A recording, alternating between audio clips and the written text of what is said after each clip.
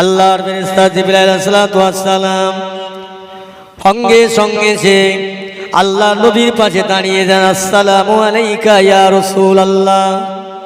ওয়া আলাইকুমুস সালাম। এ জিবরাইল আলাইহিস সালাম কি মনে করে কেন এসেছেন ইয়া রাসূলুল্লাহ, হাবিবাল্লাহ? আপনি আগাবেন না, যাবেন না কেন? আমার চাচা আমাকে ডাকলো। ইয়া রাসূলুল্লাহ, হাবিবাল্লাহ, আল্লাহ পাক আমাকে পাঠিয়েছেন আপনার কাছে, আপনি বেশি জোরে যাবেন না, দাঁড়ান দাঁড়ান। আপনার চাচা আপনার ভালোবেসে ডাকেন নাই, আপনার চাচা আপনার ক্ষতি করার জন্য ডাকলো। এমতো সময় নবী আমার আস্তে আস্তে আস্তে আস্তে যান।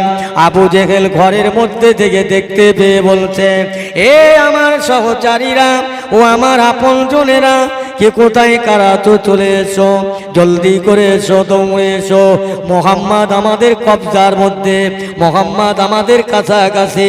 এবার মোহাম্মদকে ধরে আমরা সবাই জ্যান্ত ওই কুয়ার ভিতর ফেলে দিয়ে উপর থেকে মাটি চাপা দিব, জনমের মতন শেষ হয়ে যাবে। এই না আবু জেহেল বলে চিল্লি মেরে বার হতে গিয়ে অতএব নিজে কুয়া খুললো, জানা নাই, বড় স্মরণ নাই, বেসরণ হয়ে গেল। নিজে লাফতে গিয়ে ফাঁকায় আসতে গিয়ে ওই জায়গায় যেই না পা দিলেন, বিছানার সমেত মাটির নিচে গাড্ডার মধ্যে পড়ে গেলেন। একবার জোরে বলা যাবে না সুবহানাল্লাহ? আবু জেহেল পড়ে গেলেন, তা কি হবে?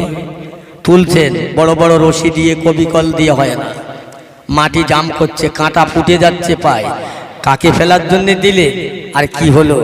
আল্লাহ বলছে বেশি লাফালাফি করবি না, যে খোঁড়েগা কোথায় বলে সেই পড়েগা। তো তুলতে পারছে না। আবু জেহেল নিজেই থেকে বলছে, আমার ভাইপো মোহাম্মদ ওখানে আছে? বলে হ্যাঁ। বলে ওর কাছে ধরো, ওকে ডেকে দাও। আমার দয়াল নবী গিয়ে বলিয়া, চাচা যান, ও চাচা, সারা জীবন তুমি আমাকে জাদুকর বললে, অপমান করলে, বেইজ্জতি করলে, আমার দুঃখ নাই, ব্যথা নাই। চাচা একটা বারের জন্য ওই কুয়ার ভেতর বসে একবার কালমা পড়ো, কালমায়ে দানে মাহাশরে আমি রাসূলুল্লাহ আপনার জন্য সুপারিশটা করতে পারবো। আল্লাহর নবী এই কথা বলার জন্য আবু জেহেল বলছে, মোহাম্মদ তুমি নাকি বড় মায়ার মানুষ, দয়ার মানুষ, তোমার নাকি দয়া আছে, মায়া আছে, অতএব তুমি আমাকে এই গাড্ডার মধ্যে পড়ে কষ্ট পাচ্ছি, এখানে কলমা পড়াবার জন্য চেষ্টা করছো। বাবা আগে আমাকে ডাঙায় তোলো, উপরে তোলো, দেখবো কলমা পড়া যায় কিনা। নবী আমার হাতটা বাড়িয়ে দিলেন বিসমিল্লাহ বলে। আবু জেহেলের হাতের সঙ্গে হাতটা লেগে গেল, তুললেন। তোলার পরে আবু জেহেল বলছে, মোহাম্মদ যেটা ভাবছো ওটা নয়, তুমি মনে করছো যে আমি আবু জেহেল কলমা পড়বো না, তোমার কাছে কলমা পড়া যাবে না। আল্লাহর নবী ওখান থেকে ফিরে চলে আসলেন, কোনো প্রতিবাদ করলে না, ওখান থেকে ফিরে আসলেন, চলে আসলেন। আবু জেহেলের আর একটা চিন্তা ভাবনা নিলেন, বিদেশ থেকে এক ভাড়াটে গুন্ডা ঠিক করেছে। শোনেন কত কষ্ট আমার নবীকে দিয়েছে। বিদেশ থেকে ভাড়াটে গুন্ডা ঠিক করেছে, যার নাম ছিল উম্মে হাবিব। ওকে ঠিক করলেন মোহাম্মদকে মেরে দেবে। আবু জেহেল দুটো চেয়ার তৈরি করলেন, একটা সোনার চেয়ার, একটা রূপোর চেয়ার। সোনার চেয়ারে ওই ভাড়াটে গুন্ডাটাকে বসাবে, রূপোর চেয়ারে নিজে বসবে। এমনও সময় এসে গেলেন, আল্লাহর নবীকে খবর দিলেন বাড়িতে আল্লাহ রসুল আসছে। আর যে লোকটা ভাড়াটে গুন্ডা এসেছে, আমার রসুলকে দেখে যে চেয়ারে বসছিল ওই চেয়ারটা ছেড়ে দাঁড়িয়ে গেলেন। দাঁড়িয়ে গিয়ে আল্লাহর নবীর ইশারা করে আপনি বসেন, আপনি বসেন। আল্লাহ রসুল বসলেন। ওই মানুষটা আমার রসুল পাকের হাতে হাত দিয়ে বলছেন, ইয়া রসুল আল্লাহ, হাবিবাল্লাহ, হাবিবাল্লাহ, আমি আপনার কাছে কলমা পড়ে মুসলমান হলাম। আবু জেহেল থেকে মাথা রে, কি হচ্ছে? আমি তোকে টাকা দিয়ে ভাড়া করে আনলাম যে কাজ ফয়সালা করার জন্য, অতএব সেই ভাড়াটে গুন্ডা মুহাম্মাদের হাতে হাত দিয়ে কলমা পড়ে বায়াত হয়ে চলে যাচ্ছে, পারল না। এই মানুষটা বলেছেন, আবু জেহেল তুমি যদি পারো তো দেখো, আমি পারবো না। ওই মানুষটার মাথা থেকে পা পর্যন্ত কোনো গোনা নেই, নিষ্পাপী, বেগুনা, মাসুম। উনি হচ্ছে আল্লাহর দোস্ত, আল্লাহর বন্ধু। কাজী আমি পারবো না। ওনাকে যখন আমি চোখে দেখতে পেলাম, আমার হৃদয়ের মধ্যে একটা চিক মেরে উঠেছে। আমি ওকে মারা তো দূরের কথা, ও যে আমাকেই ঘায়েল করেছে। আমি ওর কাছে কলমা পড়ে চিরদিনের জন্য মুসলমান হলাম। আবু জেহেল বলে, শয়তান বলে কি রে, এ কি বলছে? না না কথা বলে। এবার শেষবেশ আবু জেহেল মিটিং করলো, চুক্তি করলো কি, যে মোহাম্মদকে বাড়ি ফেলে মেরে দেব, ঘরে ফেলে মারবো। এই সব খাড়া হও, তৈরি হও। প্রত্যেক বংশে থেকে দুজন করে নিলেন। লিতে লিতে লিতে লিতে আবু জেহেল কত চালাক, যে আমি যদি একলা মোহাম্মদকে মারি তাহলে আমি একাই দোষী হব। তাই আমি প্রত্যেক বংশে থেকে দুজন করলাম। মারতে যদি হয় সবাই মিলে মারি, দোষী যদি হতে হয় সবাই দোষী হই। এটাই আবু জেহেলের চিন্তা ভাবনা, এটাই আবু জেহেলের মনের বাসনা। কিন্তু হয় না।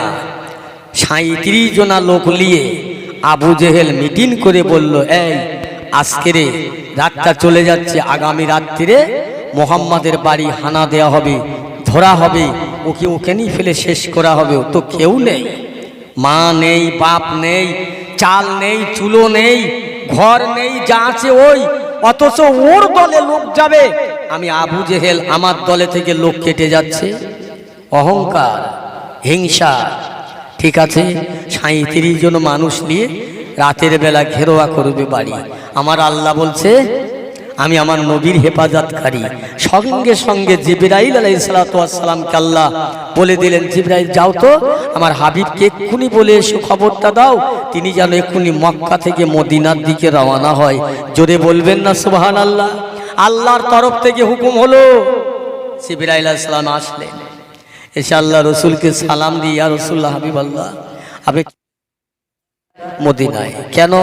আল্লাহর হুকুম হয়েছে ইয়া রাসূলুল্লাহ, আপনার চাচা না আপনাকে মারার জন্যে বাড়ি আজ ঘেরোয়া করবে। আল্লাহর তরফ থেকে আমি এসেছি, আমাকে পাঠিয়েছি ইয়া রাসূলুল্লাহ, আপনি মক্কা ছাড়েন। আহা, নবী আমার মক্কা ছেড়ে চলে যাবে, অপরাধটা কি? ইসলামের দাওয়াত দিচ্ছে। আবু জেহেলের দল কেটে যাচ্ছে। দল বোঝায় রাখবে, নেতা বোঝায় রাখবে, বাদশা বোঝায় রাখবে। মোহাম্মদকে মেরে দিয়ে আল্লাহ বলছে হয় না, হতে পারে না। শুধু তাই নয়, আল্লাহ নবীর কত ইজ্জত আল্লাহ বাড়িয়ে দিলেন। আমার পেয়ারা ভাইয়েরা, মুসলমান আল্লাহ ওয়ালা গনেরা, ভালো করে শুনুন। বেঈমান আবু জেহেল 37 জন মানুষকে খাড়া করলেন। রাতের বেলায়, রাতের গভীরে 37 জন মানুষ নিয়ে আমার রাসূলুল্লাহর বাড়ি ঘেরোয়া করবে। আল্লাহ নবী আম্মাদ হযরতে আলী রাদিয়াল্লাহু তাআলা কে ডাকলেন, ও বাবা আলী শোনো, আমি মক্কা ছেড়ে মদিনায় যাব। কেন বাবা? মক্কার মানুষেরা আমার পিছনে খুব লেগেছে, আল্লাহর হুকুম হয়েছে আমার চলে যেতে হবে। শোনো বাবা, এই মক্কার কতগুলো মানুষ না আমার কাছে অনেক টাকা পয়সা জিম্মা রেখেছে, অথচ তারা আমাকে নবী বলে মানেনি, তবে তারা আমাকে বিশ্বাস করে, সত্যবাদী বলে, আলা আমিন বলে। ওদের টাকা পয়সায় আমার রেখেছে, বসিদ রেখেছে। বাবা এই টাকাগুলো আমি তোমার কাছে দিয়ে যাচ্ছি, তবিল দিয়ে যাচ্ছি, খাতা যার যেমন আছে তাকে দিয়ে দিও। আমানতের মাল খিয়ানত করো না, গসিদের মাল অবহরণ করো। এটা নবীর ভাষা, নবীর কথা। আল্লাহ রাসূল বলছে এই খাতা দিয়ে গেলাম, তবিল দিয়ে গেলাম, বাবা যার যেমন টাকা তাকে দিয়ে দিও। ইয়া রাসূলুল্লাহ, হাবিবাল্লাহ, আপনি মক্কায় চলে যাবেন, আমি আলী একা থাকবো আপনাকে ছেড়ে। ইয়া রাসূলুল্লাহ, হাবিবাল্লাহ, আমি আলী বলছি আপনার কাছে, আপনার গায়ে চাদর মোবারকটা আমাকে দেন। ও বাবা আলী, চাদরটা যদি তুমি নাও, চাদরটা মুড়ি দিয়ে শুয়ে থাকবে। বেঈমান আবু জেহেলের দলেরা যদি মনে করে সেই সে মোহাম্মদ, বাবা তোমাকে ওরা কতল করবে, শহীদ করবে। ইয়া রাসূলুল্লাহ, হাবিবাল্লাহ, ওরা যদি আমাকে শহীদ করে দেয়, ওরা যদি আমাকে মেরে দেয়, কাল ময়দানে মাহশরে আল্লাহ তাআলার দরবারে বলতে পারবো, আল্লাহ পাক আমি আলী কিছুই করতে পারলাম না, আপনার হাবিবের জন্য, আপনার নবীর জন্য আমি শাহাদাত বরণ করলাম। আল্লাহর একটাবার আমি আলীকে দুনিয়ায় পাঠান, আমি রাসূলুল্লাহর জন্য আরেকবার শহীদ হয়ে যাব। হুজুর দিয়ে যান। চাদরটা দিয়ে হুজুর চলে যাচ্ছে। আল্লাহ জিবরাইল এসে বলছেন, ইয়া রাসূলুল্লাহ, হাবিবাল্লাহ, আপনার কাছে আর একটা কথা বলি। আপনি যখন মক্কার দিকে রওনা হবেন বাড়ি ঘর ছেড়ে, মক্কার একগুলো বালি নিয়ে ওই বালিগুলো হাতে করে আল্লাহর কালাম সূরা ইয়াসিন শরীফ পাঠ করে ওই ধুলোগুলো কাফের বেঈমানের দিকে ছড়িয়ে দেবে, আর ওদের চোখের কোণায় পৌঁছে দেবার দায়িত্ব আল্লাহ। ইয়া রাসূলুল্লাহ, হাবিবাল্লাহ, আপনার কাজ হবে ধুলোগুলো ছড়িয়ে দেওয়া, আল্লাহর কাজ হবে ধুলোগুলো ওই বেঈমানদের চোখের কোণায় পৌঁছে দেওয়া।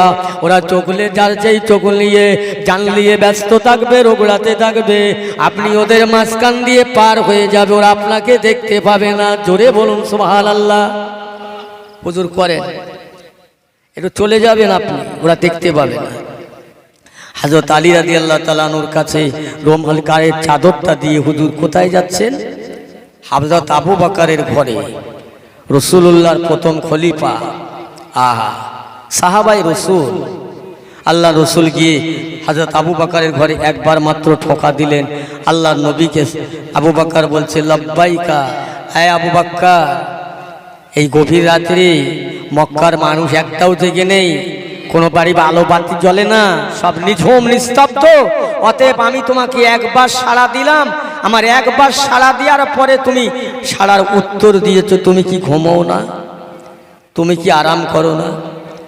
ইয়া রাসূলুল্লাহ, হাবিবাল্লাহ, আমি আবু বকর ওই দিন থেকে ঘুমোই না যেদিন আপনি মক্কার বৈঠকে বসে বসে বলেছিলেন, বাবা আবু বকর, দিন আসছে সামনে, মনে হয় মক্কা ছেড়ে চলে যেতে হবে, অবস্থান করা যাবে না। ইয়া রাসূলুল্লাহ, ইয়া হাবিবাল্লাহ, আপনি যে কথা বলেন সত্য কথা বলেন, আপনার জবান সত্য জবান। ইয়া হাবিবাল্লাহ, আমি আবু বকর সেই দিন থেকে যেদিন আপনি কথাটা বলেছিলেন, ওই দিন থেকে আর আজ পর্যন্ত, আমি আজকের পর্যন্ত এই 6 মাস হয়ে গেল, কোনো দিনের জন্য রাতের বেলা বালিশে মাথাটা দিয়ে দেহটা বিছানায় রেখে আমি আবু বকর এক এক করে 6 মাস হয়ে গেল রাতের ঘুমটা আমি বাদ দিয়ে দিলাম। ইয়া রাসূলুল্লাহ, এই জন্য বাদ দিলাম, আপনি বললেন মক্কা ছেড়ে মদিনায় যেতে হবে। ইয়া রাসূলুল্লাহ, হাবিবাল্লাহ, আমি আবু বকর ওই দিন থেকে তামাম দিনটা কাজ কাম করে আমার বিবি বাচ্চা ছেলে মেয়ের আব্বা মায়ের জন্য রিজিকের সন্ধান করি, খাটাখাটনি করে। ইয়া রাসূলুল্লাহ, বাড়িতে এসে ঈশান নামাজটা পড়ে নেই, তাহাজ্জুদটা পড়ে নেই। এইভাবে আমি আবু বকর আমার মাথায় কাপড়ের পোটলাটা নিয়ে তামাম রাত আমি ঘরের দরজায় হেলাম দিয়ে কান লাগিয়ে দাঁড়িয়ে থাকি। ইয়া রাসূলুল্লাহ, আপনার কবে মক্কা ছেড়ে মদিনায় যাবার পালা হবে? আমি আবু বকর না জানি ঘুমিয়ে থাকবো, বেয়াদবি হবে, আপনার কষ্ট হবে। ইয়া রাসূলুল্লাহ, হাবিবাল্লাহ, এই না জেনে আমি আবু বকর 6 মাস হয়ে গেল কোনো দিনের জন্য বালিশে মাথা দিই না। ইয়া রাসূলুল্লাহ, হাবিবাল্লাহ, আজকে সেই মক্কা থেকে যাবার দিন বাবা আবু বকর, আর তুমি দেরি করো না বাবা, বিলম্ব করো না বাবা, চলে এসো। আবু জেহেল আমার বাড়ি হানা করলে, ঘেরোয়া করলে।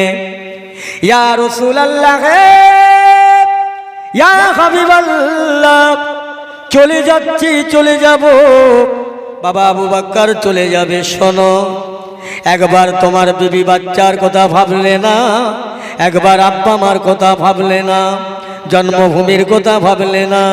ইয়া রাসূলুল্লাহ, হাবিবাল্লাহ, আমার আব্বা মা বিবি বাচ্চা ছেলে মেয়ে আমার জন্মভূমির দায়িত্ব আল্লাহ রসুল, আমি ওসব দেখব না। ইয়া রাসূলুল্লাহ, আমার আব্বা মা ছেলে মেয়ে বিবি বাচ্চা আমি আল্লাহর পথে, আমি আল্লাহর কাছে জমা দিয়ে দিলাম। ইয়া রাসূলুল্লাহ, চলুন, দেরি করবেন না। বাবা আবু বকর, চলে তো যাব, আমার কাবা ছেড়ে যেতে মন চায় না বাবা। আমি একটু কাবাকে তোয়াব করব, কাবাকে খিদমত করব, কাবা শরীফকে একটু সেবা করব, কিন্তু আমার দেশের লোকেরা আমাকে থাকতে দিচ্ছে না। আমার নবী ঝরঝর করে কাঁদছে। কিসের জন্য চলে যাচ্ছে? ইসলাম প্রচার করছে বলে আবু জেহেলের সহ্য হয় না, বেঈমান লোক লস্কর নিয়ে বাড়ি ফেরোয়া করলে। বাবা আবু বকর, আমার আল্লাহ যদি হুকুম না দিত আমি রাসূলুল্লাহ মক্কা ছেড়ে মদিনায় যেতাম না, শুধু আল্লাহর হুকুম হয়েছে বলেই চলে যাচ্ছি। বাবা আমার যেতে মন চায় না। আমার আপনার নবী এক পো করে যায়, আবার একটু করে দাঁড়িয়ে পিছনের দিকে তাকান, ছড়ছড় করে কাঁদতে লাগলেন, ওরে কাবা রে কাবা, আমি তোকে একটু সেবা করব, তোয়াফ করব, কিন্তু আমার করতে দিচ্ছে না। আল্লাহর কাবা আমাকে কার হবে না। হযরত আবু বকর সিদ্দিক রাদিয়াল্লাহু তাআলা আনহু আল্লাহর নবীকে বললেন, ইয়া রাসূলুল্লাহ, হাবিবাল্লাহ, আর আপনি কাঁদবেন না, মন খারাপ করবেন না, না জানি বেঈমান কাফেররা আমাদের পিছে ধাওয়া করতে পারে। ইয়া রাসূলুল্লাহ, চলুন মদিনার দিকে চলুন, আবার আল্লাহ যদি আমাদের সেই দিন দেয়, আল্লাহ যদি আমাদেরকে রহম করে, আবার এই মক্কার জমিনে একদিন কাবার কাছে ফিরে আসবো। জোরে বলুন সুবহানাল্লাহ।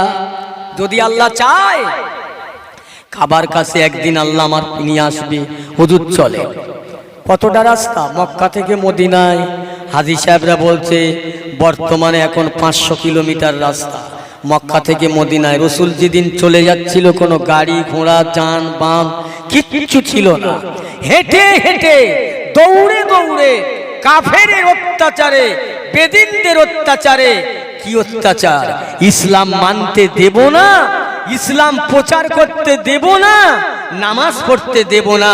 আজ ঘটকপুকুর বিলধারীর মুসলমান তোমারে কিরকম কি বললো যে নামাজ পড়ো না, তোমাকে ইসলাম মানতে দেব না। অতএব আমাদের কষ্ট করতে লাগেনি, এই হিজড়ে ছেলের মায়া বোঝে, যার বাচ্চা হয় না সে বাচ্চার মায়া বোঝে, ইসলাম বোঝে এরা।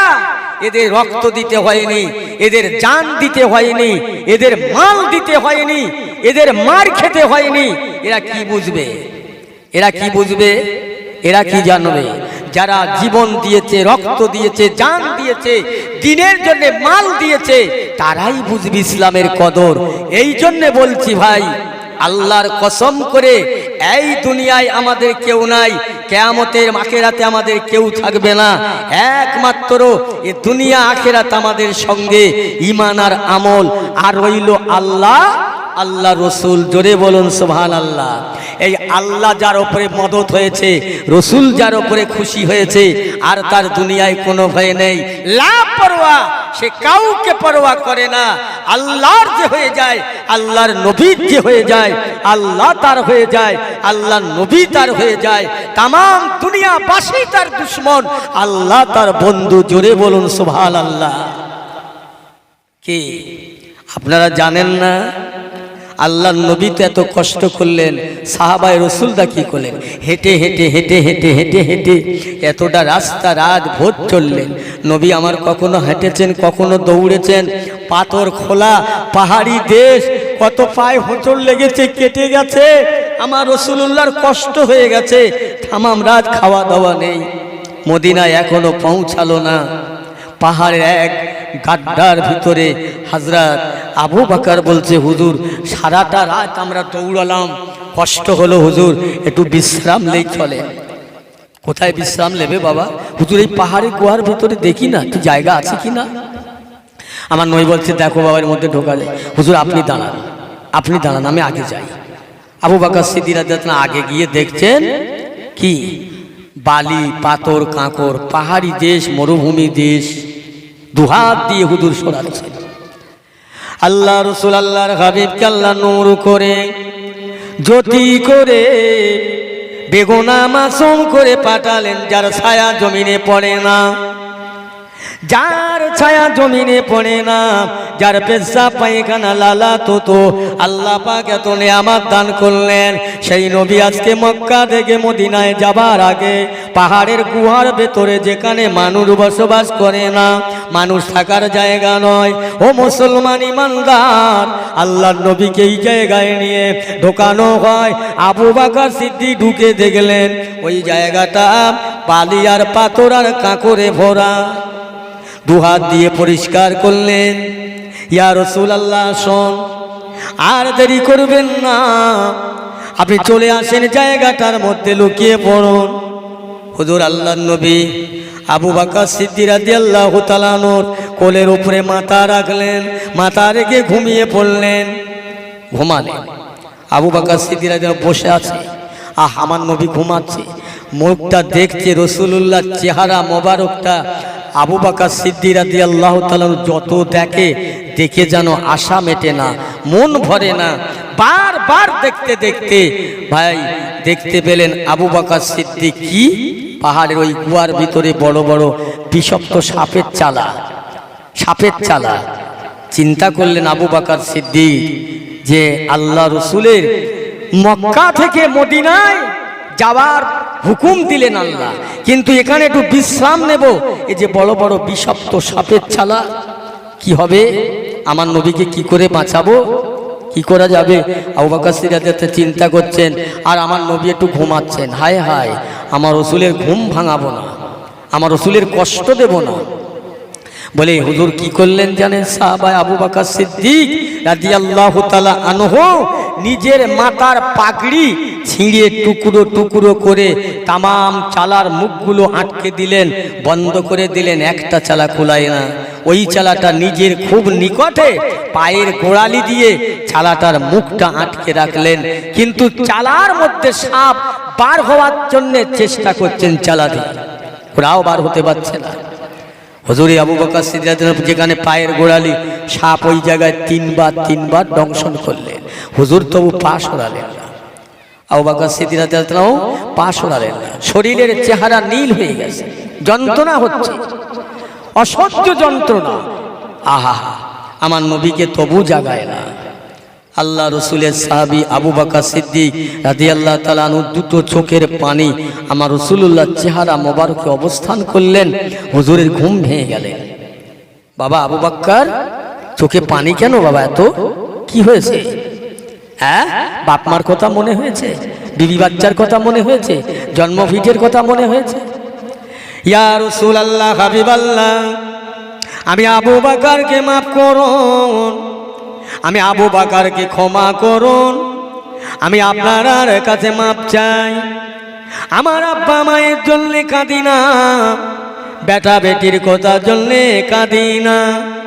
ইয়া রাসূলুল্লাহ, হাবিবাল্লাহ, একবার আমার চেহারা পানে দেখুন, একবার আমার চেহারাটা দেখুন না, আমার চেহারাটার রংটা নীল বর্ণ হয়ে গেছে। ইয়া রাসূলুল্লাহ, হাবিবাল্লাহ, এই জন্যে আমি আবু বকর আমি এখানে বসে দেখতে পেলাম তামাম চালা সফের চালা। ইয়া রাসূলুল্লাহ, ইয়া হাবিবাল্লাহ, ওই চালাগুলো বন্ধ করবার জন্য আমি আবু বকরের মাথার পাগড়িটা ছিঁড়ে ছিঁড়ে টুকরো টুকরো করে আমি সমস্ত চালা বন্ধ করলাম, একটা চালা কুলায় না। ইয়া রাসূলুল্লাহ, ওই চালার বুড়ালিটা আমার পা দিয়ে চাপা রাখলাম, সাপ এসে আমার পায় তিনবার করে দংশন করলেন। ইয়া রাসূলুল্লাহ, হাবিবাল্লাহ, আমার চেহারা নীলবর্ণ হয়ে গেল। বাবা আবু বকর, প্রথম যখন সাপটা তোমাকে দংশন করলো, কামড়ালো, তখন জাগালেন না কেন?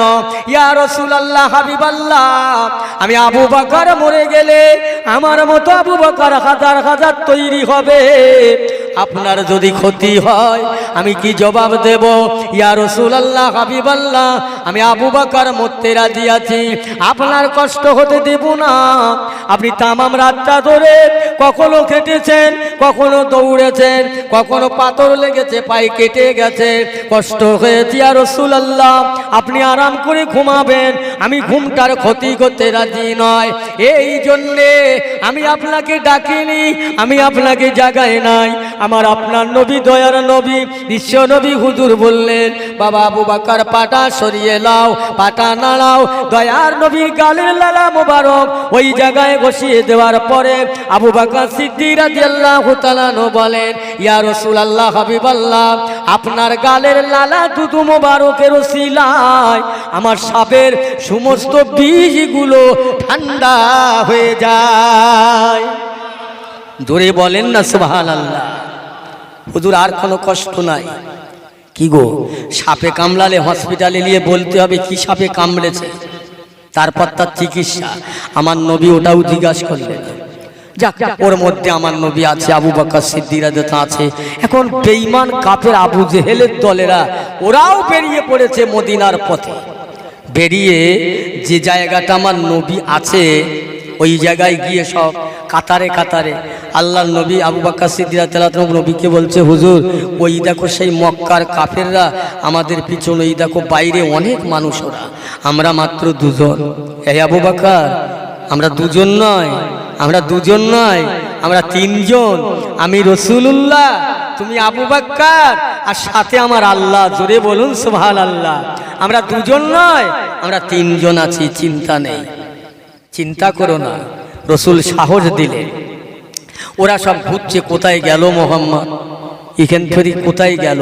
এক জায়গায় গিয়ে দেখছে না কবুতরে ডিম পেড়ে তা দিচ্ছে। একজন বলছে এখানটায় দেখো তো পায়রায় ডিম পেড়ে তা দিচ্ছে, আর একজন বলছে বেহায়া কম বক্তা, এখানে যদি একটা মানুষ থাকবে তাহলে কবুতরে ডিম পেড়ে তা দেয়। আর এক জায়গায় গিয়ে দেখছে এই জায়গাটা দেখো তো ইঁদুরের বাসা, ইঁদুর আছে, বলে এখানে যদি মানুষ থাকবে ইঁদুর কি থাকতে পারে। এই করে করে আমার একটা জায়গায় গিয়ে বলছে এখানটাতে দেখো এই মাকড়সার জাল বেঁধে ঘিরি আছে, ইরির নিচে মনে হয়। আর একজন পিছন দিয়ে গিয়ে মারল এক থাপ্পড়, বেয়াদব, এখানে যদি মানুষ থাকে, মাকড়সার জাল বেঁধে থাকে, ও তো ছিন্ন ভিন্ন হবে। যে জায়গাটায় আমার নবী আছে, মাকড়সার কি দয়া হলো, জাল বেঁধে রেখে দিল, আমার রসুল কি আর তারা দেখতে দিল না। জোরে বলেন না সুবহানাল্লাহ। তাহলে নবী কি শুধু এই ঘটকপুকুর বিলধারীর মানুষ ছিল?